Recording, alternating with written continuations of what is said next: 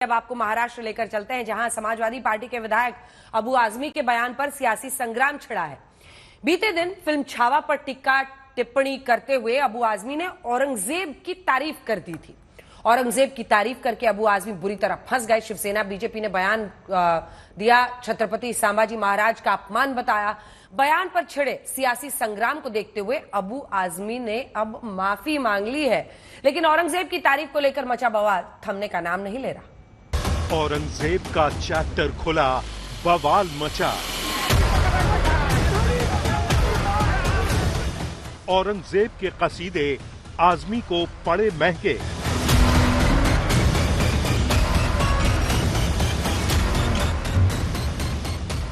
पहले तारीफ, अब औरंगजेब पर माफी। औरंगजेब पर लड़ाई देशद्रोह तक आई। सड़क से लेकर महाराष्ट्र की विधानसभा के अंदर तक समाजवादी पार्टी के विधायक अबू आजमी के खिलाफ जबरदस्त विरोध प्रदर्शन हुआ। विवाद औरंगजेब की तारीफ से शुरू हुआ, देशद्रोह के आरोप से होते हुए पुलिस थाने तक पहुंच गया।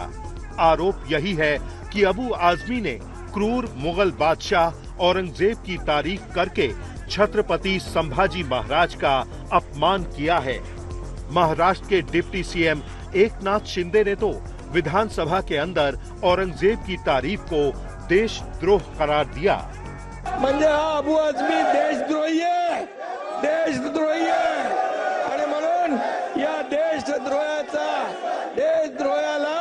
या सभागृहामध्ये बसण्याचा अधिकार, या सभागृहामध्ये बसण्याचा अधिकार या देशद्रोही अबू आजमी याला नाहीये। आणि म्हणून आपण छावा बघा रईस, छावा बघा, छावा सिनेमा बघा। या छत्रपती संभाजी महाराजांचा हलाल केला। 40 दिवस त्यांचे डोळे काढले, त्यांचे नख काढले, त्यांची जीभ छाटली, अंगाची साल्टी सोडली, त्याच्यावर मीठ टाकलं आणि असं केलं अपमान। आणि या ठिकाणी त्यांचे हलाल केले, 40 दिवस अत्याचार केले, धर्म बदला म्हणून सांगितलं। अशा औरंगजेब देश धर्म पर मिटने वाला, देश धर्म पर मिटने वाला शेर शिवा का छावा था। महापराक्रमी परम प्रतापी एक ही शंभू राजा था, एक ही शंभू राजा था, एक ही शंभू राजा था। विवाद छावा फिल्म को लेकर आजमी की टिप्पणी से शुरू हुआ, लेकिन मामला सिर्फ जुबानी जंग तक सीमित नहीं रहा। शिवसेना की तरफ से अबू आजमी के खिलाफ मुकदमा तक दर्ज करवाया गया है। अबू आजमी के ऊपर देशद्रोह का गुना दाखिल करना चाहिए। यहाँ महाराष्ट्र में नहीं, पूरे हिंदुस्तान में रहने का उनको अधिकार नहीं है। जिस आदमी ने, जिस औरंगजेब ने हिंदुओं की सैकड़ों हजारों मंदिरें तोड़कर महिलाओं पे अत्याचार किया, छत्रपति संभाजी महाराज पे क्रूर अत्याचार किया, वो देश के खिलाफ था। उसने अपना देश लूटा। उसका अगर भलामण, उसके ऊपर स्तुति सुमन से अबू आजमी कर रहे हैं तो ये हमको सहन होने वाला नहीं है। हमारे नेता एकनाथ शिंदे साहब ने सुबह ही मांगनी की है कि अबू आजमी के ऊपर देशद्रोह का गुना दाखिल करना चाहिए। विवाद बढ़ा, सियासी संग्राम छिड़ा तो समाजवादी पार्टी के विधायक अबू आजमी ने औरंगजेब की तारीफ वाले बयान पर माफी मांग ली, लेकिन तब तक मामला महाराष्ट्र से निकलकर दिल्ली तक पहुंच गया। ऐसा क्यों, थोड़ी देर में बताएंगे। उससे पहले सुनिए अबू आजमी ने क्या कहा। सब गलत हिस्ट्री दिखाई जा रही है। औरंगजेब रहमतुल्लाह अलैह ने बहुत सारी मंदिरें बनवाई हैं, और आप बनारस में जाकर देखेंगे एक बच्ची, पंडित की बच्ची को, जब उनका ही एक सिपाही सालार उसके साथ शादी करना चाहता था, उन्होंने उस सिपाही सालार को 2 हाथियों के बीच पैर बांध करके वो मार दिया, और उन पंडितों ने उनके लिए एक मस्जिद बना के दिया वहाँ पर। क्या बात करते हैं, ये गलत हिस्ट्री दिखाई जा रही है। क्रूर शासक नहीं मानते हैं? नहीं, मैं नहीं मानता। औरंगजेब क्रूर शासक? बिल्कुल नहीं, मैं बिल्कुल क्रूर शासन नहीं मानता। कौन से शासक के तौर पे याद रखा? मैं एक ही बात बोलूँगा, औरंगजेब के जमाने में भारतवर्ष जो है सोने की चिड़िया था। हमारी सरहद जो है अफगानिस्तान, बर्मा तक बढ़ी हुई थी, समझा आपने। और इसी को देख कर अंग्रेज यहाँ आया था। एक इंसाफ पसंद बादशाह था वो। इसको जबरदस्ती के हिंदू मुस्लिम करके नफरत वाला काम नहीं करना चाहिए। इस बात को इतना बढ़ा दिया गया कि जैसे लगता है कि एक तूफान आ गया। मैंने किसी का अपमान नहीं किया। छत्रपति शिवाजी महाराज हो, छत्रपति संभाजी महाराज हो, डॉक्टर भीमराव अम्बेडकर हो, महात्मा ज्योतिबा फुले हो, राजश्री साहू महाराज हो, इन जैसे तमाम महान पुरुषों का हम आदर करते हैं और हमें आदर करना, पूरे देश को आदर करना चाहिए। हम आदर करते हैं। इन्होंने सारे समाज के लिए, सारे धर्म के लोगों को बराबर का दर्जा दिया था। हिस्टोरियन की लिखी हुई किताब, इनके स्टेटमेंट के ऊपर मैंने जो औरंगजेब की तारीफ किया, मैंने कभी अपने किसी महापुरुष चाहे संभाजी महाराज हो, छत्रपति शिवाजी महाराज हो, उनके बारे में कोई एक लफ्ज़ गलत नहीं बोला है। लेकिन अगर इन चीज़ों से किसी को वो लगता है कि इसको तोड़ मरोड़ के पेश करके किसी को लगता है कि मैंने गलत बोला है, तो भाई मैं अपने पूरे स्टेटमेंट को वापस लेता हूँ। औरंगजेब की तारीफ वाले बयान पर अबू आजमी ने माफी मांग ली, लेकिन दिल्ली से लेकर यूपी तक न ये विवाद खड़ा हो गया है एक नया। वजह है औरंगजेब की तारीफ वाले बयान के समर्थन में कांग्रेस के कई बड़े नेताओं का उतरना। सबसे पहले कांग्रेस सांसद इमरान मसूद हो, राशिद अलवी हो, यही मानते हैं कि औरंगजेब की तारीफ करना कोई गुनाह नहीं है, यानी विपक्ष को औरंगजेब अच्छे लगने लगे।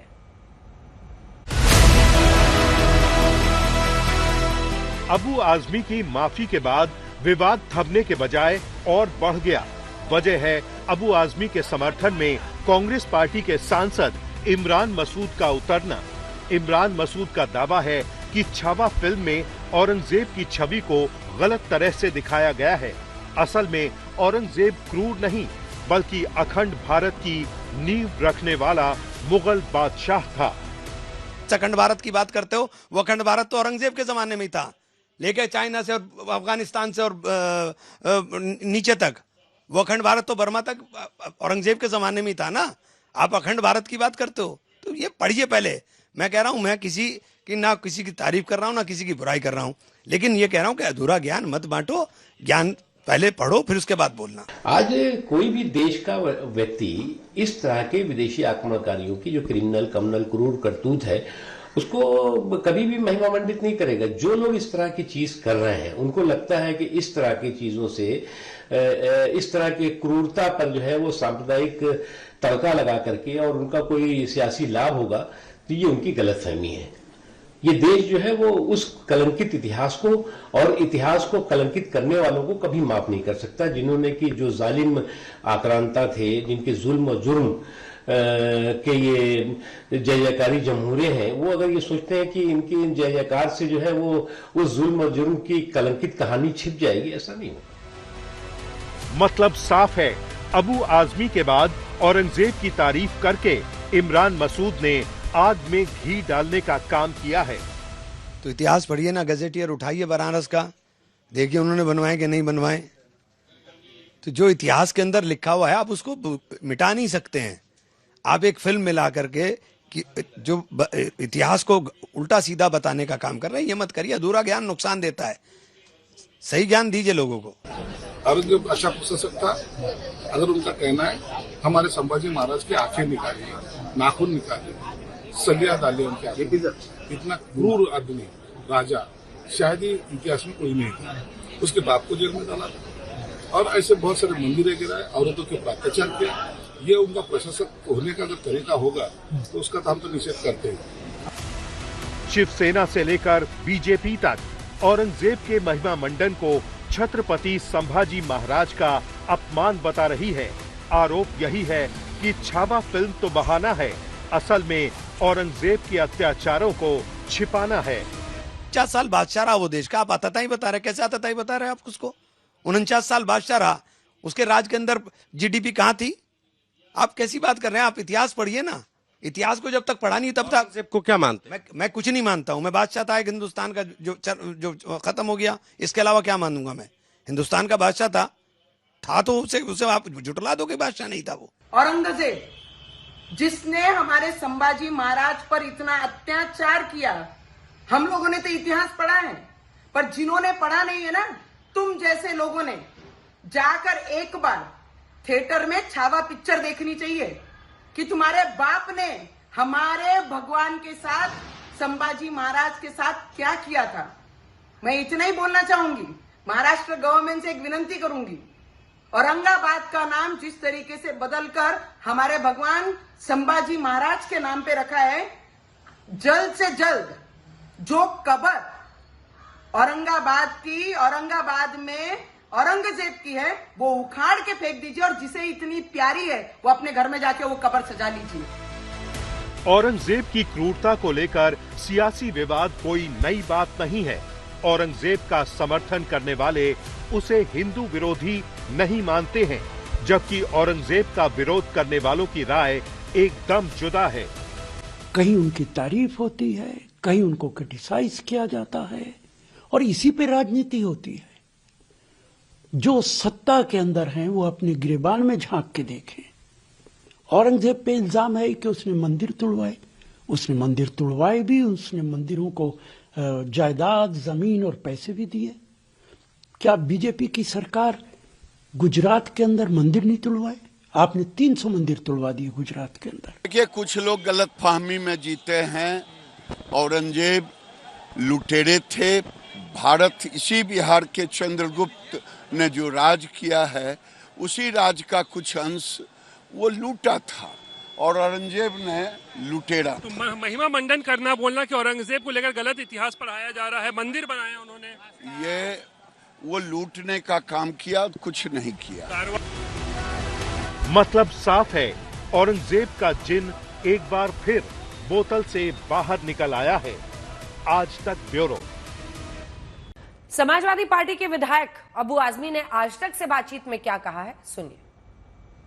आपके बयान से इस पूरे मामले की शुरुआत हुई। कल पूरा दिन 2 ही मामले चलते रहे। एक आपका बयान जो औरंगजेब पर दिया गया था, एक ही दिन में आप कह रहे हैं कि आपका बयान आप वापस लेते हैं। ऐसा एक दिन में क्या हो गया है कि आप अपना बयान वापस ले रहे हैं? देखिए, ऐसा है कि मैंने कोई प्रेस कॉन्फ्रेंस बुला के बयान नहीं दिया था। मैं असेंबली खत्म होने के बाद जब बाहर निकला तो मीडिया के लोगों ने मुझे कहा कि आसाम के मुख्यमंत्री ने राहुल गांधी को जो है औरंगजेब की तरह बताया, इस तरह की कुछ बातें थी। तो जवाब दिया तो उन्होंने औरंगजेब के बारे में आपका क्या बोलना है, औरंगजेब के बारे में आप क्या बोलना चाहते हैं? मैंने कहा भैया, मैं जो हिस्ट्री में पढ़ता हूं, सतीश चंद्रा साहब, Audrey Truschke, doctor Rajiv Dixit, doctor Ram Puniyani, Awadh Ojha, Meena Bhargava, ये लोगों का जो स्टेटमेंट मेरे पास मैंने पढ़ा हूं, तो मैंने उसके हिसाब से बोला कि हाँ भाई उन्होंने काम किया। देखिए, मेरे पास एक वो पेपर है, देखिए ये जो है 15 अक्टूबर 2017 का है। इसमें एक सवाल आईएएस के एग्जाम में पूछा गया कि बताइए कि किस मुगल शासक ने शासन काल में शासक प्रशासन द्वारा अधिकतम हिंदुओं को रोजगार दिया गया? तो उसमें हुमायूं, अकबर, औरंगजेब और शाहजहां। इसका सही जवाब था औरंगजेब। ये पेपर आईएएस के एग्जाम में पूछा गया। तो मैंने वो औरंगजेब की बात जो मैंने हिस्टोरिकल ने कहा था उन्होंने बोल दिया। सदस्यता रद्द करने की मांग की जा रही है। आसिफ भाई, खड़ा हो गया, आपके खिलाफ मामला दर्ज हो चुका है। हाँ, राष्ट्रद्रोह का मामला दर्ज करने की बात की जा रही है।